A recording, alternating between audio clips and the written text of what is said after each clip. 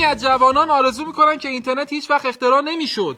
اینو دانشمندا جدیدن اومدن گفتن 50% جوونها که میشه 100% دخترها، چون پسرها که از اینترنت راضی ان، دخترها ناراضی ان، داشتن زندگیشونو میکنن قبل اینترنت. الان یه پسر یه نرخری دائم بهشون میگه که ببینمت کجایی، الان لایو لوکیشن بده به من باید بدونم تو الان کجایی، سری ببینمت، قدی بده، 3x4 بده. این چیه فرستادی؟ این تنابه چیه دورش داره میسوزه 30 ثانیه طول میکشه؟ نه کمه کامل بس، همون 30 ثانیه هم بر تو زیاده بسر. کجا میری؟ بدون من؟ آره بدون تو.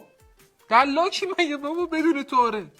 تو صفحه شخصیش خانم بنده خدا مثلا یه استوری میذاره تو صفحه مثلا پرایوت شخصی برای فالوورای خودش، سری 35 نفر آدم میان میگن که مثلا میخوام بدونن که این با کسی هست یا نیست.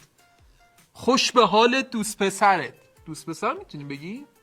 نه این ایرانه دیگه نمیتونی بگی.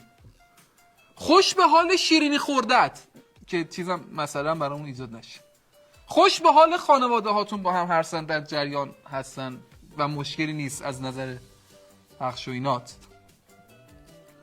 تو چقدر شبیه کسی هستی که من قبلا باهاش بودم، تو شبیه اکس من. خب چیکار کنیم الان؟ یعنی این مثلا چیز خوبیه چون صرفا شبیه مثلا اکس توه دیگه، یه اتوبوس جمعشن بیان جای خالی اونو برات پر کنن.